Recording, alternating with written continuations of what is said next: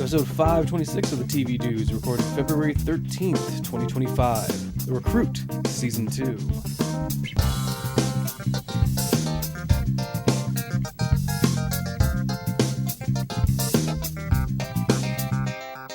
This week, we check out the new season of a show that I think we both slowly realized we really enjoyed. Yeah. The Recruit on Netflix. That's right. It was a fun season 1. I was happy to hear that a new season was coming, but then it took so long. What doesn't nowadays? It arrived with only 6 episodes as well. Will it be enough? We'll tell you soon. But first, I'm Les. And I'm Nick. And we're the TV Dudes. And you know a second season of a streaming series isn't everything we watched. Do the diaries. The Diaries of the Television Dudes. Brought to you by only the finest cocaine wine. Nick, I know you had a ton of audiobooks you recorded this week. Did you watch any TV? Oh, I had to make Besides a couple... MST3K, like your go-to standard background TV? I had to make a couple adjustments when I, am heavily in the edit. I can't really put on anything that I've watched. I mean, sometimes I can put on something that I haven't watched before, if it's like, The Rookie or something that I'm like gonna half pay attention to. If it's a USA show, and it doesn't require my full attention, which is again, like, we make fun of vacuum cleaner viewing and that sort of thing, but there's an advantage to it. The article that came out recently about like somebody getting notes back from, I think, Netflix about needing to have characters exposition repeat. And honestly, and we all thought that, like, how condescending and shitty of that, and also like, but also if you're making a CW show, definitely make your characters do that. I get that. No, that's not Sunday night HBO prestige television, but I don't necessarily want everything to be breathlessly complex. No. There's a level of dumb American that I'm like, no. I do want to be able to follow this thing going forward. I hear you that gelato is amazing, but also like a shit ton of the frozen yogurt at a buffet style restaurant is great. Love that too. So I watched basically some MST3K during most of that. The only thing new I watched was the latest episode of Harley Quinn, which I was telling you about. I walked through the room and you look shook. It's so, this is the best it's been in a while. This is the only time it's been where, like, oh, this is as good as like the first 3 seasons Harley Quinn. It's a murder mystery episode where they all go to a party hosted by Bruce Wayne. Okay. And of course, there's only like 9 people there because fucking most of the condos Bruce Wayne owns in Metropolis are actually owned by Saudi royals. They don't actually live there. So only like him, Damian, Lois, and Ivy and Harley show up, and only for Joker to be there at a certain point with his goddaughter or his stepdaughter, Sophie. Mm-hmm. And so it's a really, and again, it works because it's another episode that basically ignores, okay, forget that we made Joker a villain again. That was dumb. We shouldn't have done that. Domestic Joker is funnier. Mm-hmm. And that was what I was like. I was annoyed last episode about Brainiac of like, domestic Brainiac is funny. Wish you hadn't ditched Domestic Joker. Right. And like they realized it too, it seems. Yeah. Well, again, it feels like back and forth. Like it's from either season of like, it's been a couple seasons. It's not it was a one shift from season 3 to 4 where you guys felt like you didn't want to do the thing you were doing. And then now this one is like, okay, dude, do you guys not want to do the Birds of Prey or how, like, it felt like another shift in the writer's room again, that like maybe if my hope is that we'll look back at season 4 as the gas leak season, right? And that that was a bunch of different writers that wanted to do a bunch of different things, and we thought all that was dumb, and we're correcting back to what we wanted to do here, which is basically, the Dick Grayson comes back with a whole Red X thing from Teen Titans that's a pretty fun deep cut from the cartoon, and King Shark's kid shows up, which Shawnee the shark, and he's pretty fun. Like, oh man, I love my new necklace. That is a leash, because you cannot be trusted to run around this fucking they bring about Damien, and he apparently Ravens just broke up with him, so he's being his own little shitty self. He starts to hook up with Sophie, Joker's stepdaughter. Joker gives a great fucking actual solid parenting speech in a sauna with Batman in this giant bathroom, because like they're trying to look for the murderer, and of course Joker's like, oh my god, you have like a sauna in here, like, oh my goodness, I do love a spritz. Like, what are you doing? We're looking for the murderer, and I'm checking in the sauna. Maybe they're in here. Like, no, they're obviously not here. Good, because I need privacy for this next conversation. And he gives them a pretty solid parenting advice, and it's funny of like, look, Bruce, I obviously don't know you that well. I mean, I think we've been in the same room like 4 times or whatever. Like, basically, you're a stranger. I just love the occasional reveals, like in universe of like, oh shit, yeah, okay, you right? Guys don't know each other. Well, again, that feels like a retcon of like, right. No, first season he found out, and I guess he doesn't remember that. Right, but we've mucked around in everybody's heads a bit. Yeah. Yeah. And so I like the fact that and then Batman hates the fact that Joker's giving him advice, and it's like, but it's pretty good advice, so you should follow it. And all it is really is just to like, be a better parent. He's talking about like, hey, who's that big picture on the wall there? Oh, that was Dick, my first ward. He was murdered recently. And I just all things I wished I could have said to him. Oh yeah, cool. How about the picture underneath that in the slightly smaller frame? That's Jason Todd. He was in my ward. He was also murdered. and Joker's like, ugh. Hate to be one of his wards, right? Like, is it too early to say that? Like, the only better would be Joker turning to Damien and like, hey, I hate to be one of his wards.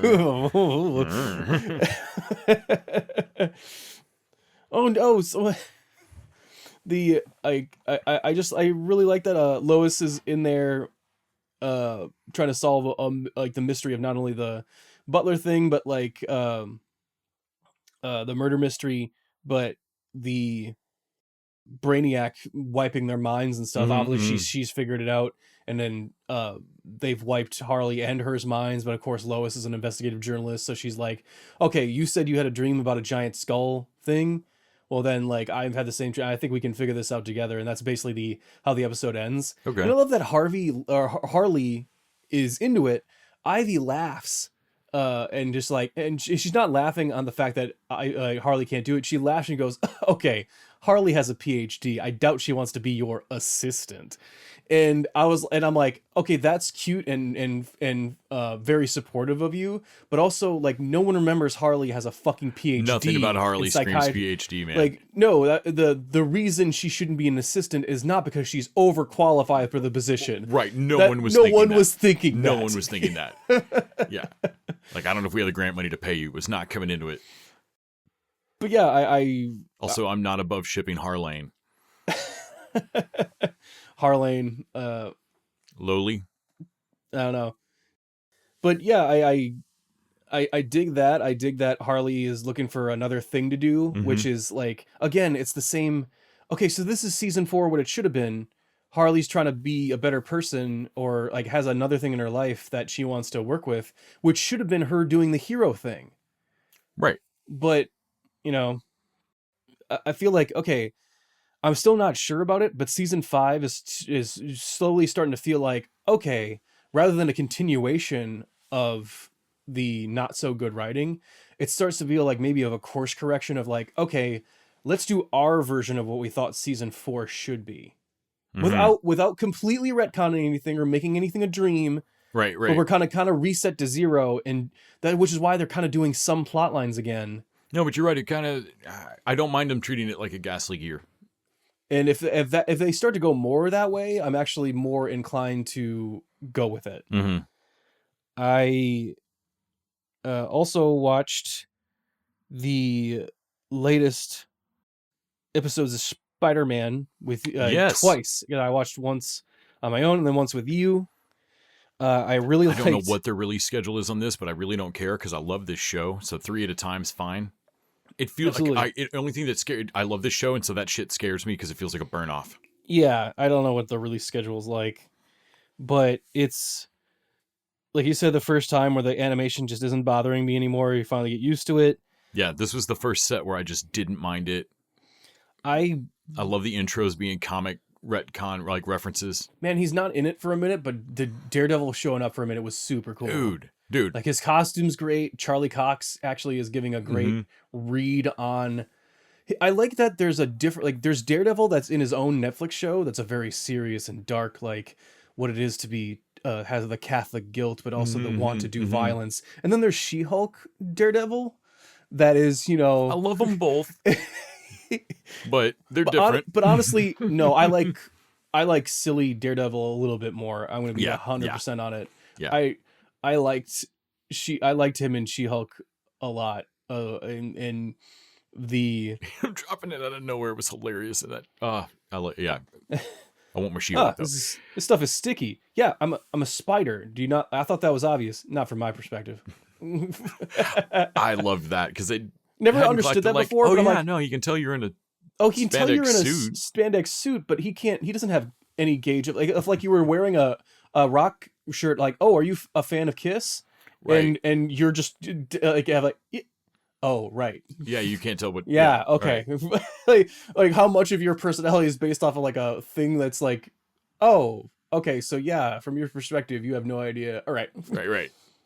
Yeah, so just your perspective, I'm a strange blob that has shot something sticky at you. So like that's kind of weird. On a battlefield, you can't tell the difference in either of these flags. Right. That's actually genuinely concerning. But also, why we don't have Daredevil in the old 1690 whatever. Osborn, him being the mentor and kind of the slower, darker version of Uncle Ben, really comes to a head at that one of the last episodes here, where he's like, he gives the great power speech, but he gives like, with great power comes great respect, and you got to use your power to earn the respect, because that's what's really matters. Like power is nothing in itself. It's what you do with that power. And in Osborn's mind, if you're not using that to get respect for yourself, then what are you doing? And Uncle Ben's mythology would be like, if you're not using that power to help other people, what are you doing? And that's, like that. I think that was a great, like we said, that was like, man, that was a whole day in the writer's room of like, what should be the lesson that Osborn's trying to teach Peter that's going to ring false to the audience. I felt like they nailed it. All of the callbacks to the responsibility stuff in here are nice twists on all of it. But I mean, I like all their little twists on all the flips they do, both just character design, gender flip, race flipping, or whatever.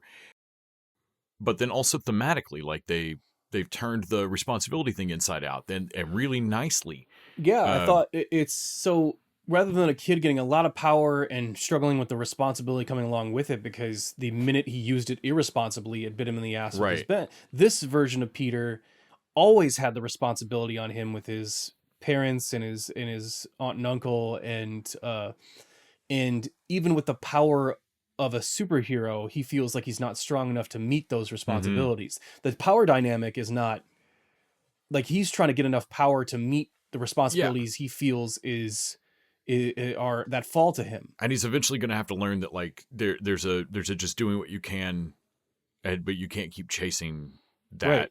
Which it's never going to be enough to do everything. It gets you to the same Spider-Man place, but from a different way that I thought was. I like that it's subtle, but like interesting. Well, and like subtly and thematically, like he's fighting all these villains that are desperately thirsty for power. Even Doc Ock. That are going for low grade, like kind of just weird little, like they're kind of half-ass Avengers and Iron Man and stuff. There is a great moment when they chase down, and like we see General Ross, and like they chase down Doc Ock and bust into his lab, and Doc Ock pretty much handily wipes the floor with everybody that has a machine gun. I love how weird Doc Ock is too. Right, he's just such an odd dude. But then Iron Man shows up, and there's an immediate from like Doc Ock. There's an immediate like, well, shit. All right. Yeah, fuck. Right, man. Like somebody come be called in the There's cavalry. not even like an attempt like Doc Ock's like, okay, this is the iron douche is here. there's a power structure of like, no, I can do whatever I want to these just cops. Like he walks right past the last wave. The last two, he just walks past like, I don't have time for you, bullshit, whatever. Right. Like, you gonna really shoot me? But then then Iron Man touches down, and you're like, damn it, he didn't even fight him. It's not even worth the it's not even worth the attempt. Fuck. Yeah, I loved all of that. I mean, I dig all of this. The Lonnie plotline is probably my least favorite thing on the show, but even it doesn't. It's just a little rushed or not as good as the rest to me. But yeah, this show's just wonderful. I can't even believe it. It brings in a Runaways character and makes me give a shit. Yeah, I mean, they're not going to do a Runaways show again for a minute. Never, probably. I hope. So God, that's terrible. So the best you can do is just to take the best pieces from it. I watched the final season of Flash, and I'm still mad about Runaways. Well, I mean, say what you want about Moon Girl and Devil Dinosaur. She uses the goddamn Devil Dinosaur in it. Like fucking whatever their Velociraptor was in that show. Of like, I mean, it's a CG dinosaur, so you know that it can't actually get involved in any of the fucking fights. No, but it is still disappointing every time it gets tranked or whatever. There was such dumb. I can't. It was always stupid. So I fucking hated it. So mad. But yeah. I dug her talking with Harry. The little nudges towards her necklace, like not a whole lot, just enough for you to know, like, okay, there's something going on with that necklace. Like, she talks to it for a minute, it glows, and all of a sudden she can, like, race a little bit better.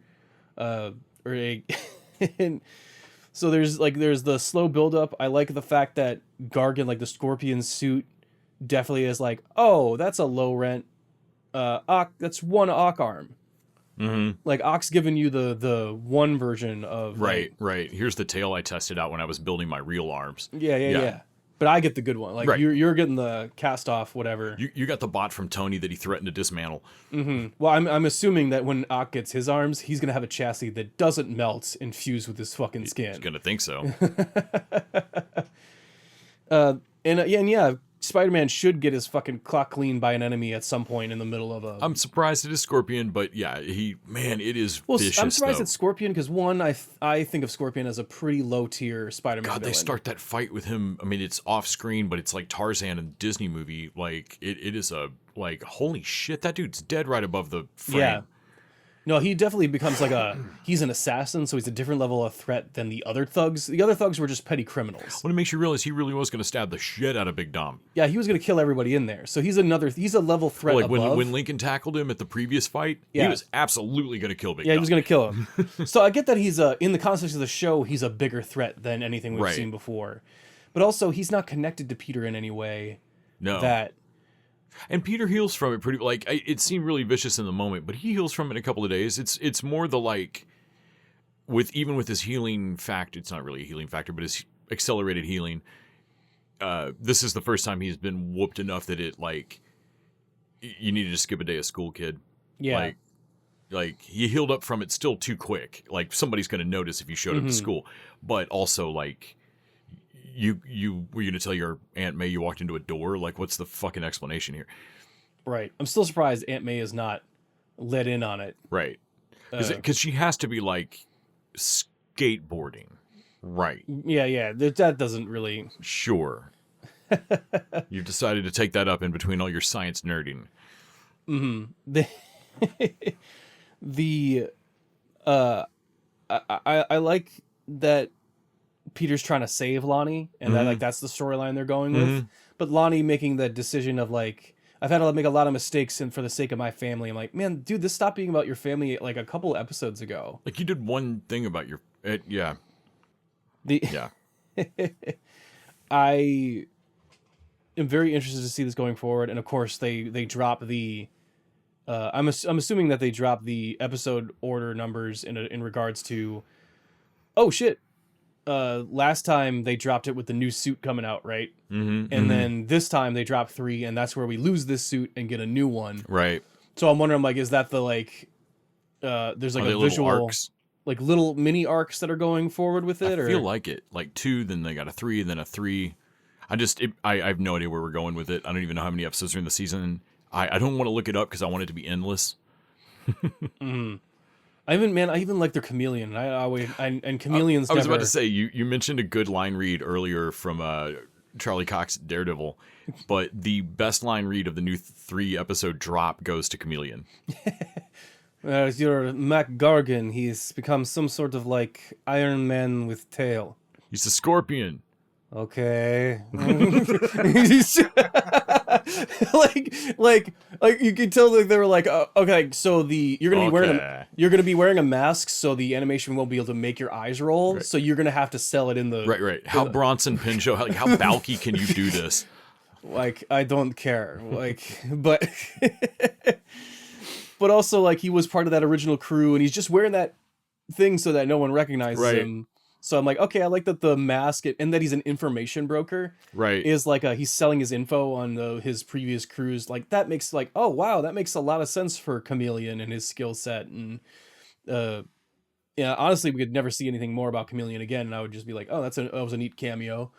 But yeah, I'm excited to see more going forward how Ock comes into it, and then how Osborn really follows through with the is he gonna take some super serum himself? Is it all gonna be tech based, or like is he gonna be more of an Iron Man light, or are they gonna do the full Green Goblin? Because they threw the glider at him. Right. Well, and it feels like where like Ock might become a Spider-Man villain. Yeah. Osborn's about to become an Avengers villain. Right. Like it's the vibe I get.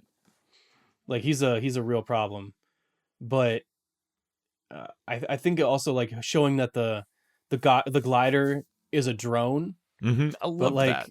But like, okay, and then he picks up Spider-Man with it, and he kind of can't quite fit on it. So you're like, okay, so the next design he makes for it, it's gonna outright, hey, no, I put handles on the motherfucker. Will fit a person, like, and you're and so like, so it's not a glider yet, but like you're seeing how. No, but when it flew down, I was like, oh shit. Oh. So like I like you be able to see it slowly get there, and I like that Ock has a bunch of arms that are just that are part of traps. They're not attached to him yet. Right. No, they're just all over his warehouse. Right, they're not like on him. So there's like a progression of the tech and like how it's working. Yeah. Oh, this show's just fantastic. I'm actually worried like Tombstone is not a tech thing. That's just serum. Yeah, I don't know what they're gonna do with him. And a lot of the Green Goblin is like a serum, unless they actually just do it power armor style. Right. If he's a mix of Iron Patriot and Goblin. Right. So far, other than Spider-Man, I think everything's been tech. Everything's been very tech. It's been honestly it seems like the Spider-Man from Homecoming. Remember when Ock is the Tinkerer from the MCU, like when this was an MCU show, there was just the Tinkerer again.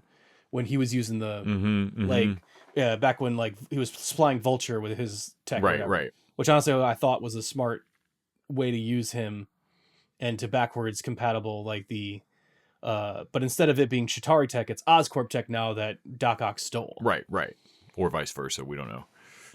Well, I mean that was a good thing, like a thing too of like he stole our ideas and left with them, and you can't recreate them. Kind of sounds like they were his ideas. Then I'm not saying that he wouldn't have stole anything that was valuable, but the fact that you've reclaimed some of his stuff and you can't reverse engineer it.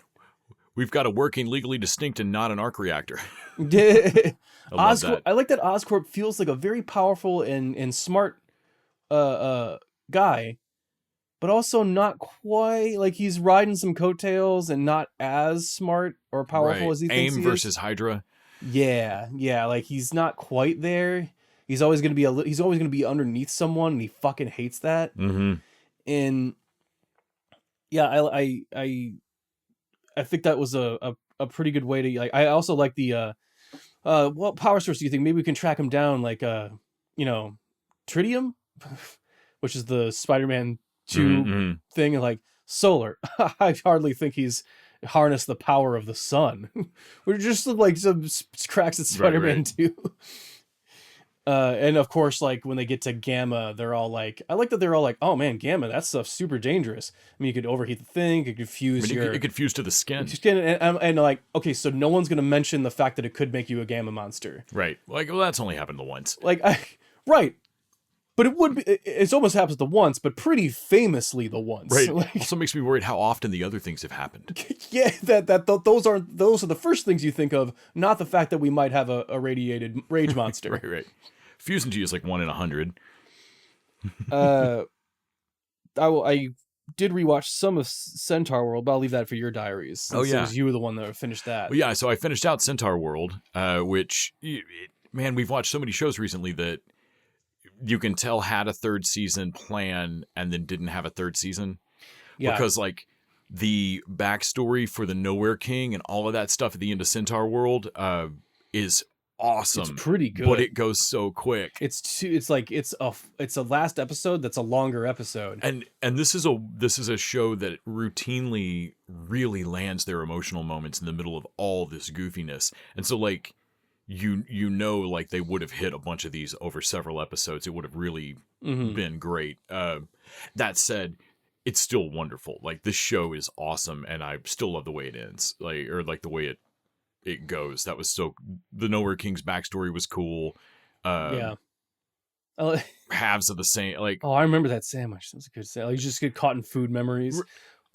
Well, I like the backstory powers. Well, man, so that backstory power was like okay, we can't actually thread this through another season, so let's get the backstories for all these characters we're doing, and we're gonna give someone a power to jump into backstories, right? Not memories, specifically backstories, like specifically backstories. It has to run full speed and hope it works. Like, it's Centaur World is whole tone and dynamic and everything.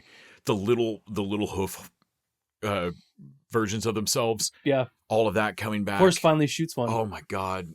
I mean, just every weird ass thing about this show is great. That's where they go. But no one knows. Talking about the emotional moments or whatever, they get to the final battle, which I still don't think half of them, like, man, you called this a party to so many people. My God. I still feel like some of these people don't exactly know what they're doing here. That's the closest, like literally like the closest word you have. Like none of them understand the terms you're using. Like they don't really get it. Yeah. But the final battle is really funny because they don't feel good about just chopping off heads of these minotaurs now that they're frozen. And then Ryder's like, man, the lopping strategy works. I feel like we should do the lopping. No, let's not kill them. Guys, it's what we're here for, though. It's what we're here to do. Like it seems mean. But also the fact that Ryder gets the moment of the opposite of season 1, where like will she recognize me? And she does recognize her and like sings the song back. And in this one, there's the opposite moment of, I need you to trust me on the general. Like, I need you to tell you like about this general and the Nowhere King connection. And I need you to trust me on it. And she goes like, you don't know what you're talking about. You're just a horse. And like, wow. That fucking hurt. That hurt. How dare you? That hurt me a lot. Oh my God. Yeah. that really upset me. See, that hurt me more than Ryder getting stabbed. Yeah. it was a bummer. Like, of course the general betrayed her, but you betrayed Horse? What the fuck? What the fuck, man? Yeah, no, Centaur World's amazing. And everyone should go. Becky Apples. Yes, everyone should go watch Centaur World. Netflix, correct? 2 seasons? Yeah. Fucking fantastic. I also kept up on Matlock and Elsbeth over on Paramount, as all of that slowly coming back, along with Ghosts and High Potential. Kind of my set of basic bitch CBS procedural laundry folding shows, which I have a huge soft spot for. Do you have basic cable? No, basic bitch cable. Yeah, you heard me. I also kept up or started up the second season of Mayfair Witches has been dropping episodes, so there's several of them. I thought I saw Daddario on your screen. Yes. God, she's so attractive.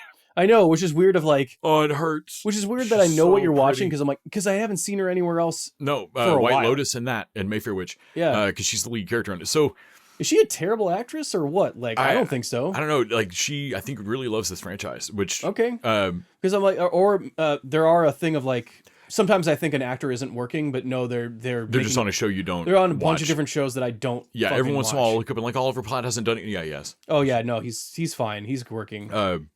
But at the end of all of season 1, she's getting pulled it back into this family that has cast her out, or kept her away. Her mom has, because their family has witches in every generation, and they have this ongoing legend that eventually, like 13th generation or whatever, one of them's going to birth or make a pact, something with this demon that gives their family power. And they will jump like a whole, like at that point they will become like, all of them are a little psychic or have some different powers, but at that point all the women are gonna like be powerful, is the legend. And they've been told this shit for generations, so the whole fucking family believes it. And all first season, as they're pushing Daddario to, she's absolutely going to be this witch, like it's her generation's come around when we pick the show up, there's a couple of people going, hey man, have you really looked into any of this? I think the whole family's just swallowed a bill of goods generationally. This isn't good. Don't fucking do this. Yeah. And she ends up at the end of season 1, like, she tells all of them to fuck off. Basically everybody who's telling her not to do it ends up dead. And at the start of season 2, she's birthed this fucking baby. And it starts in the first 2 episodes, like it grows to an adult, like it grows into Lasher, like immediately, because it's not a human baby. But in exchange for it getting to be a human body, it now no longer, Lasher has none of his magic. Daddario has real magic. Ooh. But annoyingly, like, it's stronger when she's near him. He can't do shit, but she can't either if she gets too far from him. Right.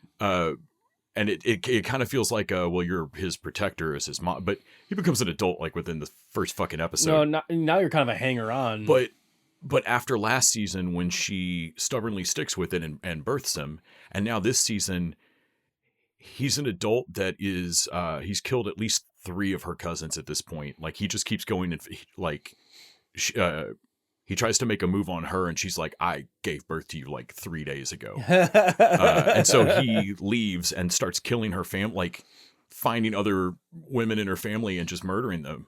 And so now she's stuck. At the episode I just watched, she's stuck with all of all the women in the family gathered, who all for generations believe that that this guy is the blessing that is going to make their family the most powerful ever. And she's got to figure out a way to sell them on the fact that he's absolutely murdering his way through them, and like, this prophecy's terrible. Yeah. And like, hey, I don't know how to explain it to you guys, but I'm the only one that ended up with any power. And I think it's connected to him, and I'm pretty sure I need to kill him. And like the one I just watched, somebody finally pulled her aside and was like, hey, so before you go in there and explain that, I don't know how much you've ever read about cults, but that thing is like a god to them. And when you tell them that they're wrong and he's murdering them, you have to believe me, they are going to blame you, not him. They will murder you. I mean, why'd you birth him wrong?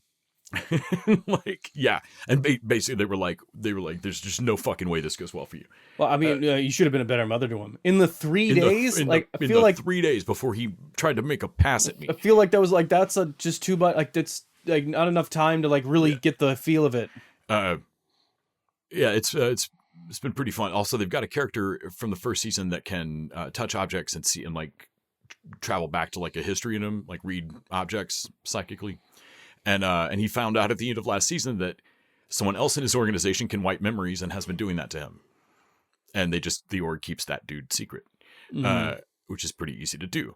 And so this season, it's something I haven't seen with the character with even in comics. Like, dude, like, we'll take a Bible or take a book or something off a shelf and just talk into it, walking around for a while, and then like put it in a box and label, give this to me if I ever come, like the next time you see me. And he'll go and drop it off with like a friend of his. And then like part of the message is, so if I'm telling you all of this and this is the first time you're hearing it, your memory has been wiped. Because I'm just catching you up on where I am on this case right now. And if there's anything I've said that you don't remember, then you've been wiped. And I was like, dude, if I had that power, you would leave those everywhere. Right. With every friend of yours of like, bro, when you see me, just give me this. Yeah. It should be all shit I know. But like, if any of it surprises me, it's been fun. I think I still like the Vampire Lestat show better. Sure. Interview with the Vampire a little bit better. But this has been cool. As far as AMC Supernatural. Yeah, as far as their AMC brand of Supernatural. Sure. Lisa and I watched Ghosts. Not Ghosts. Sorry. Lisa and I watched... She's not like... I don't think she's much of a ghost watcher. No. We watched Moonstruck because she'd never seen it. And I had only seen it once when it first came out. Like in fucking 88, 89, something like that. Which I was too young to get Moonstruck. That movie is insanely weird. Nicolas Cage and Cher, and Danny Aiello and a bunch of every Italian actor imaginable. And it's very much a like romantic mix up. She's engaged to one guy, but she's in love with his brother, and the guy's not in love with her, but his brother, and they got to work it all out. Olympia Dukakis is Cher's mom. She's fucking hilarious. It won Best Screenplay that year, Academy Award. It is so overcranked fairy tale weird in a way that I tone I did not expect somehow, or had forgotten just how whimsically fucking tripped out it is in the script. Norman Jewison directed it, who did a shitload of TV. And so and movies, like it's very down to earth, like the direction, everything else about it is realistic and down to earth. And then the script is like this dreamland logic. Okay. It's so fucking weird. I would recommend if you... Honestly, that sounds like a perfect vehicle for Nicolas Cage. So his screen test did not go over great with everybody making the movie. And Cher saw it and was like, that's the dude, and threatened to quit. She got Nicolas Cage hired on that. She flat out threatened to quit. Wow. He's got a wooden hand. He's got a fake hand throughout it. Seriously, it is so strange. I saw a listicle thing come out this week about top romantic comedy in every state. And the highlight of the thing was that like 4 or 5 states had Moonstruck as their top romantic comedy, which is just weird to me. Okay. But if you have not actually watched Moonstruck... I'd be interested to see what those states are. Right. I can't remember offhand. I'm sure it's 4 weird ones. But if you have not actually watched Moonstruck in a while, obviously Alabama was Sweet Home Alabama. Right. Suckers. Fucking basic bitches. Good basic. But yeah, I would check out Moonstruck. We also watched Piece by Piece, the Lego movie about Pharrell. Yeah. It's fine. Sure. Making it a Lego movie was an ingenious decision, because otherwise it would just be a documentary I would turn off eventually. Well, between that and the one that's coming out where he's a monkey or whatever, like... Oh no, the one about Robbie Williams. Yeah. That one I think might actually be more fun, because Robbie Williams has genuinely like been an asshole and flamed out a couple of times. Yeah. Whereas Pharrell, from what I can tell from this documentary, has a big ego. And like his Dark Night of the Soul in this doc is that he had a year where a couple of his albums were flops. Yeah. That's it. Well, I think even we were talking about how biopics or like documentary, like whatever this ended up was, because you tell me it wasn't exactly a biopic. It's just kind of like interviews and stuff. Yeah. When they dramatize it with Legos, you can still tell the voice of like Gwen Stefani, whoever, are from testimonial interviews. I guess it's still kind of a biopic. I don't know. I guess. Yeah. But to me, like, man, there's been no biopic since fucking Ray came out that I thought was like in any way ingenuity, or that wasn't different enough to where like they all have the same arc and going through the same things, and like you need to have a gimmick really to get anywhere with it. No, that's not true. I like the Elton John biopic because they just went fucking surreal with it, of like, okay, the music numbers are part of the story. They're like a whole scene change in there. There's an ethereal reality to it. Because like I swear to God, after Ray, I kept seeing just things of like, oh, Walk the Line. Oh, it's like Ray, except the stakes aren't as high because he's not blind and he's not black. Oh man, it's it's Bob Dylan. Oh, it's like Ray, except the stakes aren't as high because he's not blind or black. Right. Like it's serious. Like, oh man, how did he ever make it as a musician? I don't know. He was white and could see. Like, that definitely helped. Like, let's be real, that helped.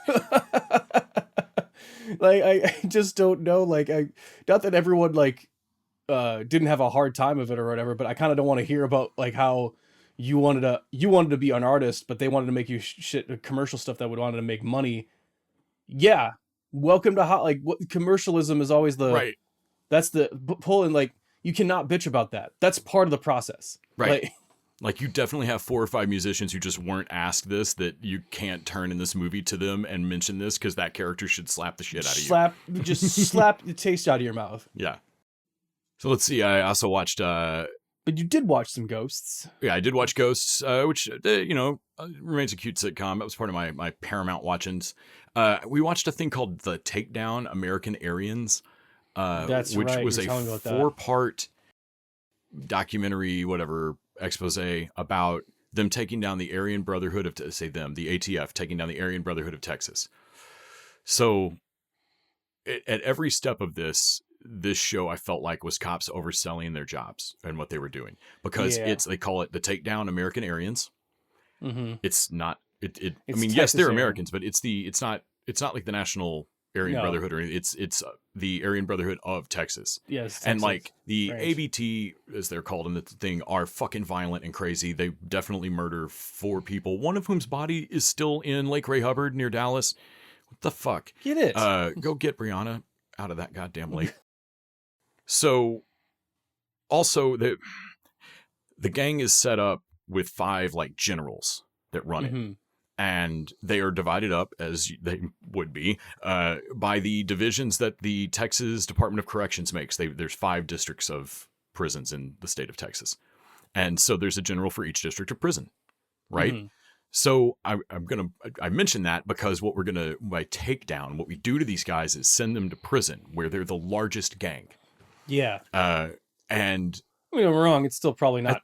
It's awesome. Not nothing. I mean, they're not involved, as far as the cops can tell. They're currently not involved in nearly the amount of like violent shit all the time as they were, because it does sound like these guys that were outside being generals were particularly violent men. They mostly sell meth, so you can imagine that makes them a little edgy. I would imagine even your best day in prison is not going to be like as equal to your worst day outside. Right. But they run a lot of prostitution, meth. Money's green. They don't care who they work with, but they are insanely racist Nazis. But at the start of the thing, 3 of the 5 of them are already in prison. Yeah, now that... And the other 2... That feels disingenuous. Yeah, they take them down, but in both cases, the thing... Like, they're watching these guys for years, and then they luck into a break. Mm-hmm. And I know that's probably how cases really, happen and everything. But man, at every step of this documentary, you don't feel like they got done nearly what they're saying they got done. And then at the end of it, they're talking about the last guy they put in jail, the informant that flipped on him, that was his old lady. They'd flipped her way before, and then they lucked into her ending up with the guy that was general. Just dumb luck.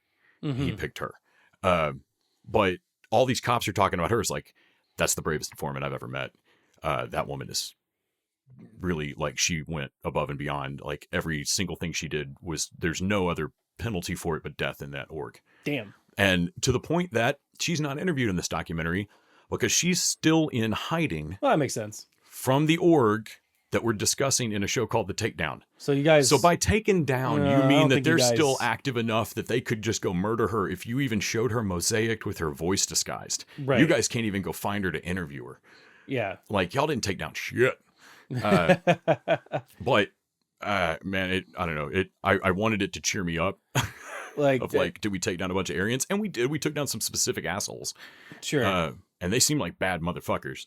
But, damn. And then I also watched a movie called We Live in Time, which is Florence Pugh and Andrew Garfield. They have chemistry to burn, dude. That's they are so cute together as a couple. And also that movie is infuriating. It is non-linear. So it's just random like vignettes from their relationship scattered, like jumping back and forth in time. Okay, 500 Days of Summer. So I didn't look up anything about this movie prior to hitting play on it, and did not put that together for the first 15 minutes. And it was real annoying. Moment to moment, they're great. Sure. Like you'll remember great scenes from it. As a whole, I did not care for that movie. I see what they're trying to do of like show you, stuff at the start of a relationship, stuff later in a relationship. So you see a parallel you might not notice. I get that. It gets old over 90 minutes. Yeah. I don't know, man. Maybe am I aging more rapidly as I know you two or whatever? Because like, I think you and I are both at the same age thing of like, honestly, thank God. Like I was sad not going to the last Fantastic Fest, but then hearing you talk about it, I was like, every one of those movies would have broke your heart in the third act. Never mind. I'm fine. Like I'm just like indie bullshit. Like, God damn it. Yeah. It was frustrating. That's really, I think that's about all I watched. All right. You know, speaking of great chemistry between two people, we should talk about our Patreon, because we're talking about a great movie this year on the Patreon exclusive for Heart Eyes. Indeed. If you're looking for some more other characters with hearts in their eyes, they actually have some pretty good chemistry in that movie. Yeah, spoilers, we really enjoyed Heart Eyes. Yeah. Folks can go check it out in the theaters. And Josh Rubin crushed it with this. A surprising treat for a Valentine's Day slasher. And you can hear that on our Patreon exclusive board. That's you can just throw down $1 an episode, and you get the bonus content each week. Patreon.com/TV Dudes, and that'll be up this week. Absolutely. Then next week, joining our we'll... previous disappointments of like Wolfman and it was so nice to like something. Fuck. And Wolves. I think we watched some Werewolves. Stuff that wasn't Wolves. I don't know. Yeah. But it's been like Hard Eyes was a refreshing. All right. Yes. Yeah. would recommend. Come check out why. But also, you can donate at the showrunner level and vote for or I should say, just you don't vote. That sounds like we have a choice. You just pick a show. You're the TV show dictator. Yeah. And you just pick a show for us to watch at least 4 episodes of. Yep. I believe we've got another of John Paul's choices coming up in March. Oh, really? Yeah. Oh, that's interesting. I mean, The Way Home was an expected treat. I like that since I've been on, there's been no ASMR or whatever it was, Big Dogs. Yes. No, like, there's been no. I'm not saying it's all been great, but it's all been at least interesting. It hasn't been like tooth pulling. Yeah. So yeah, definitely give that a look. But for this week, let's just get our lawyer suit on and talk about The Recruit. A covert operation in South Korea with the lawyer? Welcome to Korea. K-pop, eat some barbecue, let's roll. You brought me here, why? We have 48 hours to stop an all-out war.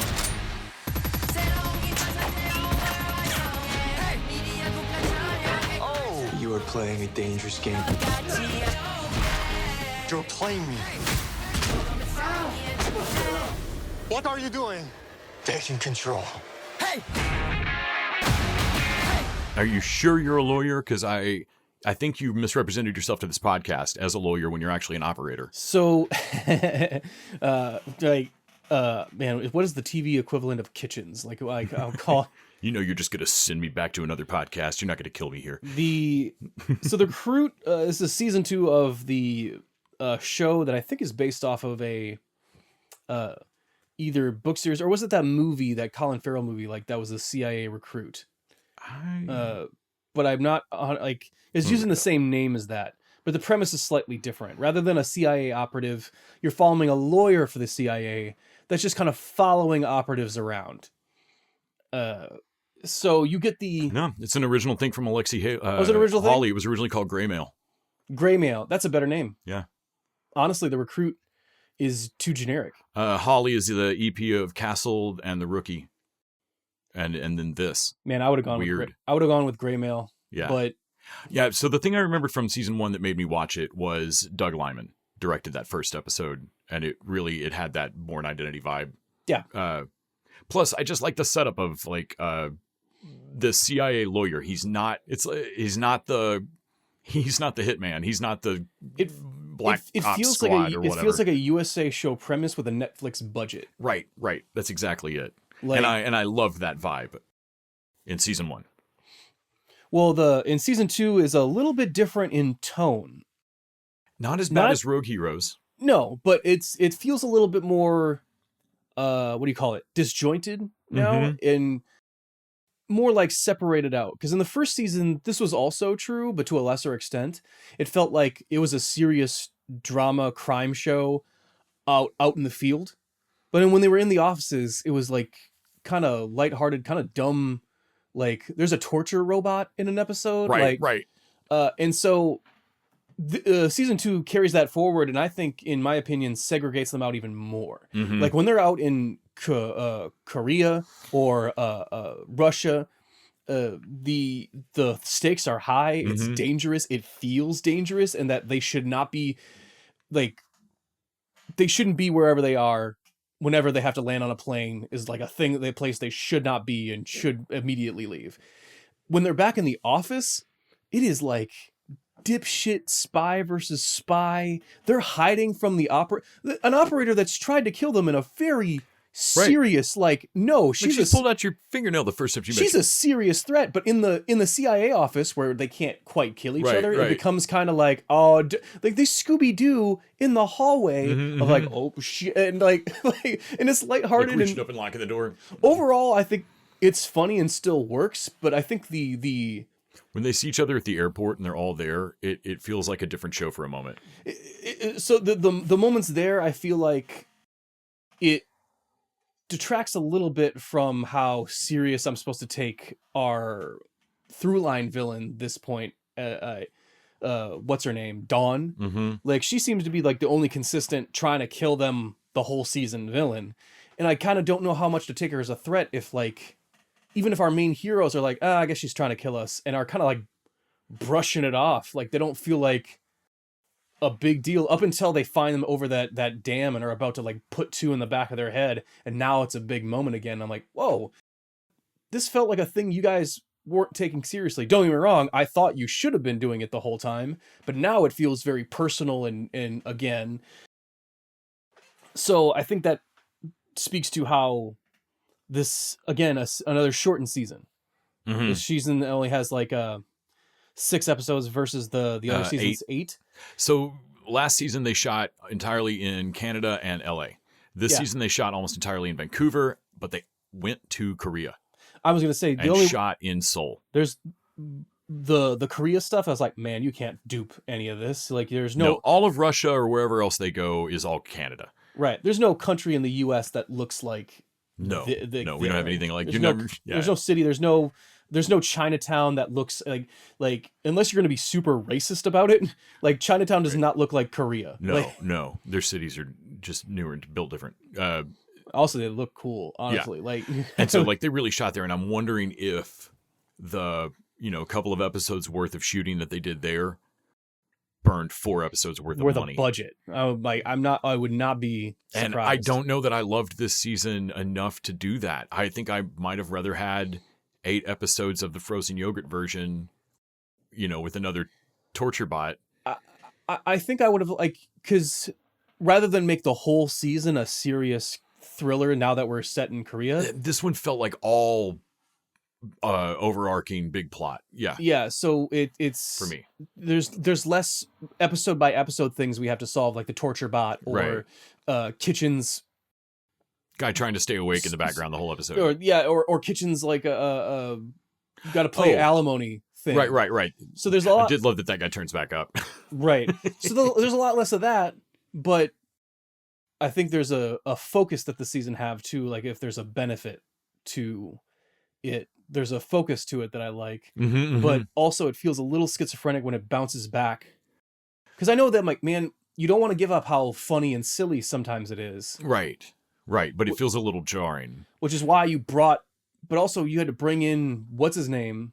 Giannis to Korea so that we could have those both moments. Yeah. Because we couldn't work them back in. And in the sleekness of it, we end up like needing Mishka, or whatever the daughter's name is. We need her later, but we kind of lose her for a middle couple episodes. So that's the part of the show that bothers me the most. Nishka or whatever. I don't give a shit about her. No. And it feels like she might be cool. I don't know. And it feels like what's our recruit's fucking name? Owen Hendricks. It feels like Owen doesn't give a shit about her. You don't remember him as Adam Smasher from Black Adam? He was in that? Yeah, he's the dude that grows super giant big. Oh man, I would hold out for a Marvel check, my guy. Oh man, yeah. Noah Centineo. But yeah, felt like a big deal. The last episode ends on the main. We follow Max, the girl that's graymailing the agency last season, and she gets killed by her daughter at the end of the last season in a big reveal. Nichka. And so you figure like, okay, so this Nichka, is she going to be the new Max? Is she going to be the new villain? I really thought she was, or at least the new Max, or more involved. But she's kind of off to the side. The show knows she should be in every episode, but she doesn't feel connected to where Owen trusts her at the very end of this to do a thing, and I don't know why. No. And I felt like we're missing... I wonder if there were episodes plotted out and like Korea ate the money or what. Because there is no That's all like... I can think. There's no even like, oh, I really liked your mom and I hate you because you're a piece of shit. Or I really liked your mom and I can see some of your mom. There's a couple things you can do with that story, and it feels like they don't do... Owen's kind of just done with that. He doesn't want to do that anymore. Mm-hmm. In the girlfriend or the Hannah. ex-girlfriend, Yeah. Anna has a pretty fun story. Also, I feel like next season she probably shouldn't show up. No, she just shouldn't be in the show. She should be done with him. Done with him. It should be done, or she should be more involved. Man, somehow. when the other roommate pops up in the final episode, I think second to last of the final episode, and we both like, oh, dude, I forgot you knew were Owen. here. Like, I forgot. Damn. Yeah. That's his roommate. It's his roommate. He never goes home this season. Yeah, he's not going home. He's just been fucking, man, every time they travel Korea, they have to get taken off the plane, which is pretty funny. Because Terrence, Owen's other roommate and friend, sure. But I also like the ex-girlfriend was involved with Owen enough. Like, sorry, you're involved with him enough that you could be honeypotted in a fucking... Yeah, when she realizes that, like, shit's still happening to her because of that, and like, what the fuck? Yeah. And I also love Owen's, like, yeah, and this is my fault, but also I need you to shut the fuck up. Oh man, that was hard. That was a tough scene. That was a tough scene, but I'm also like, you know what? Good for you, Owen, because this will make her be done, and like she needs to hear this. Well, and I like her staring up and like, hey, so I need to hear you say it that you understand me. Yeah. I fucking understand you. That was good. No, you have to understand this didn't happen. So I don't like this season as much as season 1. But I do like this season quite a bit. I like the show in general, and I want another season of it. Didn't even talk about what's his name, Korean Owen. Oh yeah, the gray mailer this season. The gray mailer this season, who is a pretty nice dude, other than the fact that he is like blackmailing them. Oh, Owen, like he keeps trying to tell Owen, like, Owen, I'm not your friend. I'm blackmailing. I'm not your friend. I'm blackmailing. I'm graymailing the agency. I'm threatening to reveal Korean and American secrets. Right. If you don't help me save my wife or whatever. And Owen's like, yeah, but you're doing it to save your wife. And like, I kind of love that. Yeah, we're buds. We're not buds though. You're making it sound like if we get into a situation where I'll have to choose you, like it might have to leave you behind, that I won't. And I'm telling you, I will. Yeah, we're friends. You love me. But you'll and I love that he's trying, and by the end of it, Owen kind of almost wins him over. Man. Well, when he doesn't have to come through for him, he doesn't have to come back. They are so, and of course, the plan's already off to kind of like, okay, it's risky, but technically this should work. Like it's but Nathan Fillion comes on in honestly, Nathan Fillion has a great role. He really does. Yeah. Because I forget that he's the CIA director. He's the CIA director. The guy we think of as Owen's boss is not the director of CIA. He's legal counsel. Yes. He's head of legal counsel. Yes. He's head lawyer of the CIA. So and there's one point where Fillion's like, if you want deniability, walk out of this fucking I need you, room right now. And Vonnie Curtis all does. Yeah. Like, hey, so I'm about to tell them to do some fucked up shit. You want deniability? You better walk out of this room right now. What they have somebody unpaper them? Yeah. Which is wild. Like, I really like the spycraft stuff they play with here, because so frequently the way out of a bad situation is to cause it to bleed over onto something else that someone else will now cover up. Because like no one will cover it up for you because fuck you. And honestly, if it looks like you're going down, they're going to pile crap onto you. Right. But if you can suddenly make it a bigger problem, they'll shut it down. Owen's trying to finagle his success into like covering his ass, right? Of like you want out of the frying pan into the fire because we put out fires. Yeah, frying pans we let simmer, frying baby. pans we let go. Yeah, because Owen this season it feels like he's especially by the end of it he's working to quit. Because I like that the girl, like his ex-girlfriend's basically is like, you first episode lays down the law. No, man, you want to be anywhere in my life anymore, you gotta quit. That actually makes me like this season a little bit more, thinking about that arc in that manner, because at the first episode she tells him to quit in a way that is naive, and he can't, and he tells her that. And then at the end of the season he's come around on it, but the show's done it in a way where it can't possibly be to win her back. No, she's done. No, she's doing it because he's kind of sick of this, and he needs to come to it himself. He can't do it for her. He won't. We know he won't. I'm wondering. I actually like that. I'm wondering now whether or not, because I know they're going to get another season. I think. I hope they do. But he'll be running Zheng Yu or that season maybe, or if they bring that plot line, and like, okay, so now he's got enough friends in the agency where leaving might leave them holding the bag on some stuff that they can't leave anymore. I like Kitchens being an operator again this season, as far as nope, you were boots on the ground, take off your lawyer hat, rather than, and that he clawed tooth and nail to get to be a lawyer. Yeah, and the other lawyer knows it, of like, don't do this. But also he gets You'll never get back here. He gets a little shine in his eyes, like, yeah, but I can see Moscow desk. Yeah. And oh man, watching that fall apart, watching that be his to take and then fall apart and go to the other. But then she ends up dead, so it's his again. Yeah, maybe his again. You would think. Well, like the thing they're doing at the end of like, man, we're about to go into like, we cannot trust them. They are unreliable assets. Like, we cannot, there's a reason we have guns on their head and we're about to drop them over this dam. Right. And like, cool, we're about to go rescue my wife and we don't have any fucking tactical support. So there's no such thing as a too unreliable. Right. There's an asset. Yeah. There's no bad press. I'm not letting you just chuck a thing we could use. Yeah. Those two people know how to infiltrate and kill people. Yeah. And I need them like so right we need now. them right now. Yeah. So, and I like that, of course,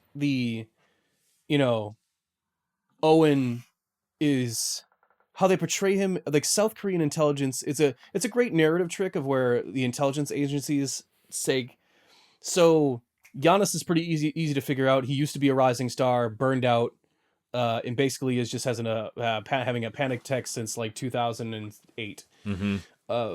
Owen Hendricks, completely unreconcilable on paper. Yeah, I love it with our rumor intelligence tells us he's a fucking idiot. Yeah. Our human intelligence, if anybody who's actually been near him, says he's a goddamn genius. Like that he's some sort of a golden boy touched golden like child. Savant. Yeah. Like savant. But you're like, yeah, but like anyone that's ever the rumor intelligence base is like, no, apparently he's a moron. We can't really figure it out. Every place he goes just ends up being a clusterfuck. And it's kind of like why we like, or at least he's why just a I shit like magnet. Why I like him as a character is that he's super smart without really knowing what the rules are yet. Right. Because like he's super smart while still like really fucking up obvious shit of, man, the fact that he doesn't know, like, I'm going to meet the Gray Mailer. Should be somewhere in this club. Oh no, that South Korean guy that was following us. He's here. I better not let him see me. And you're sitting there like, okay. And then the South Korean guy that's supposed to be a paper pusher can suddenly rumble with some yakuza, right, or whatever, and it's like, oh man, well thank goodness you came to help me. And I'm like, oh, and he's not. Hey, for fuck's sake, man. Hey, what's that rag doing in your hand? Right. And it's like, and I think that episode ends with like, you're the Gray Mailer. Like, yes, Owen. Dude, God damn it. Catch up with the. Yeah. Like, it's like, how did I describe it? He's like a guy you see on a court and he can dribble like you wouldn't believe, but he's got the skills and he can shoot. Also, he doesn't know how much he'll shoot and go, how much was that worth? Right. He does not know how how it's scored or what. Or what teams I made are. 3 baskets. Okay, that's 6 points. Is it? But yeah, I thought this season was again condensed down. I'm really worried that's a trend we're seeing lately, mm-hmm. in the fact that a lot of seasons of TV are coming out later. There's like multiple years between seasons now. I mean, there's a lot of that is COVID and stuff, and I get that COVID is, we'll be feeling the effects of oh yeah, COVID for like until 2030 basically. Well, we talk about it in Hard Eyes a little bit about in the Patreon about just which rooms feel empty and where you can now tell that people spend money on a crowd scene. They're not casual. No, the crowd scene's not not business as usual. Right. You got to justify money to a crowd scene now because now we've proven that we can get away with it without it. Like you have to prove it to money people again. And the shorter seasons are on one level, love a shorter season. I've always been an advocate of TV shows feel like they are too lackadaisical with plot and just stretch things out when they could be more condensed. On another level, I keep seeing it with series that I don't want shorter seasons. Like I don't want Arcane to be shorter. I don't want Centaur World to be shorter. No. I don't want Rogue Heroes to be shorter. Right.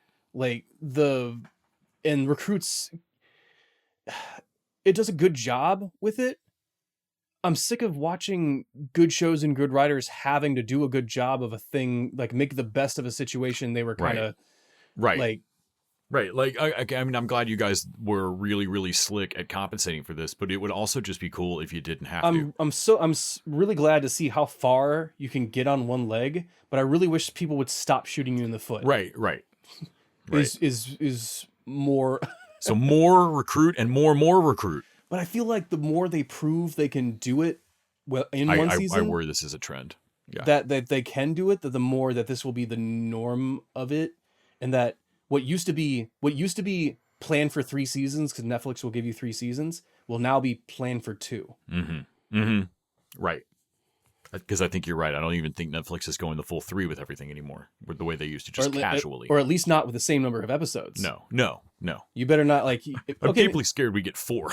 Like, okay, maybe we'll give you 3 seasons, but don't plan for that last season to be the full 8. It's a miniseries you know event. I mean? It's like John Mulaney. We're just gonna give you 4 or 5. You get 5. Which makes me worried for longer running. I don't need every show to be 8 seasons long for sure, but also it makes me feel worried for any show that would want to tell a long arc, that would take more than 3 seasons to tell. No, I mean, I know television is there for serialized storytelling, different than movies, and movies can get sequels, but it's not the same. But when TV used to be, that was more pointedly different when TV was 22 episodes and movies were movies. Exactly. Yeah. And now movies are getting longer and TV shows are getting shorter. Like now, if you make a TV show that's 12 episodes, is that crazy long? It would feel crazy long to me, because we shouldn't compress these to one art form. Yeah. They're 2 different storytelling types, any more than like magazines and novel. Oh God, reading's gone away, but but like this can't all be the same thing, you know? And you're right. We're slowly condensing them down to where they're close, like where the 2 are going to meet in the middle somewhere. Right. Well, I mean, God, we had a whole year of part 1 and part 2 movies. Yeah. The MCU is the longest fucking running TV show. Absolutely. That has ever been happened. Yeah. I don't know. Oh man, this started as a fun. We like The Recruit, and now it's like I do like The Recruit. I'm scared for the future. The scared for this dystopian like entertainment future. Hey. And on that note, we'll go and wrap it up for this week. You can tune in next week. We're going to keep our Netflix continuation streak going. Absolutely. With Cobra Kai. Speaking of, we'll watch Cobra Kai season 6 part 2. What? Oh, right. We're gonna follow the Americans as they try and win the Sekai Taikai. We're keeping our condom on the dick of freedom.